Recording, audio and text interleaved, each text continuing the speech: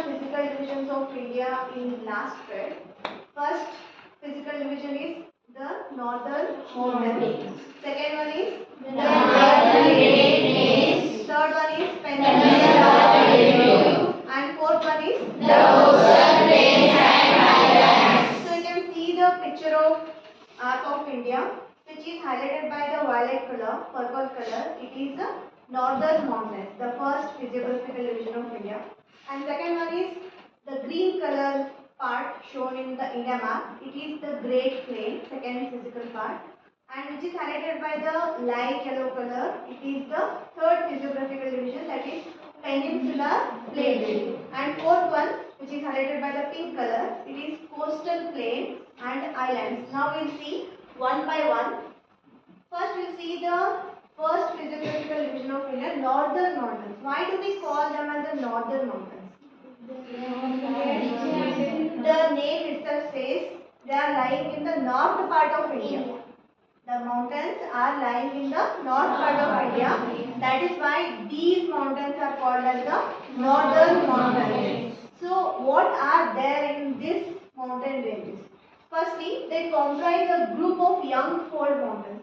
Why young fold mountains? They are newly formed landmass of India and they are in the folded form. So that is why they are called as the young fold mountains. And they have some of the highest peaks of the world, and it consists the world's highest peak, that is Mount Everest also. They also have deep valleys, you already know the meaning of valley, and gorges, glaciers and passes. Passes means the way between two mountains. So Himalayan range, it begins at the Pamir Knot in the west. West here means Jammu Kashmir region. Jammu Kashmir to Arunachal Pradesh, it extends up to west to east from Indus Gorge to Brahmaputra Gorge. Gorge here means where the river flows. So it is about 2,400 kilometers in length and it covers a total 5 lakh square kilometers of area in India as well as Nepal and as well as China. So this is the picture of northern mountains. It starts from the Indus Gorge in the west and it extends up to Brahmaputra Gorge till Arunachal Pradesh of India.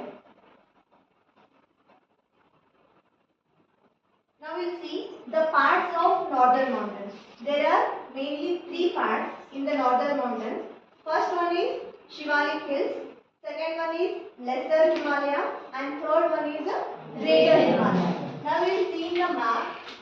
So who will come here and identify which is Greater Himalaya, which is Lesser Himalaya and which is Shivalik? Come and identify. Who will come? Come first. There are numbers given already. One number, it is the Greater Himalaya, Lesser Himalaya, Shivalik Hills. So which is very near part to the India? Which is Shivalik Hills. Because first is Shivalik Hills, second is Lesser Himalaya and third one is the Greater Himalaya. Okay, first we will see the Shivalik range. They are the lowest range of Himalayas, are about 600 to 1500 meters above the sea level, and the width varies from 50 km to 150 km. These is the narrow strips of plains or valleys which are called as dunes. Dunes means longitudinal hills. You can see the longitudinal extent of these hills. Okay, longitudinal means straight or very steep slopes, and there will be one bottom or flat surface in between and surrounding will be the hills. That type of area is called as the dunes. One best example for this is Dehradun. Okay, and Kota Dune is there, Patli Dune is there, Chukamba Dune is there, Udhampur Dune is there, and Kotli Dune is there. So they are the few examples for dunes. So dunes will look like this, where there is a valley-like region and surrounded by hills. It is a dune. This is also an example for dunes. Now we'll see the lesser Himalaya, the second part of Himalaya. These ranges are located to the south part of the greater Himalayas and also known as the Himachal. Himachal means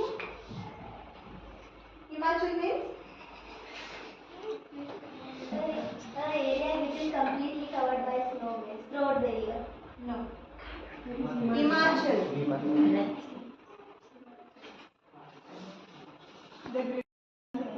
Himachal, Achal.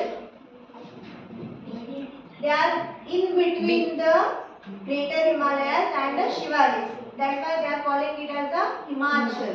Means they are lying in between greater Himalayas and the Shivalis.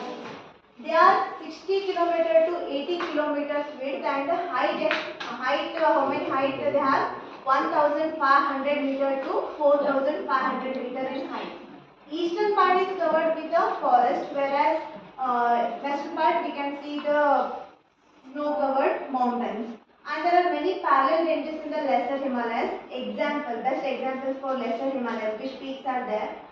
Peak Panjal Peak and Daudar, Naga, Tiba and Masuri, Mahabharat. They are the places which are situated in the Himachal region, and Darjeeling, which is famous for a tea plantation crop. So this is an example for lesser Himalaya. They consist few beautiful valleys like Kashmir Valley, Kangra Valley and Kulu Valley. These valleys are top tourist places of India also because of their beauties. And it has famous hill stations called Shimla, Ranikhet, Mussoorie, Nainital, Darjeeling. You can see the scenery of these places. It have a beautiful scenery of mountains, valleys, glaciers and lakes, rivers. So that is why they attract thousands of tourists every year. So that's why they consist so many hill stations. Now we see the third part of Himalayas, Greater Himalayas.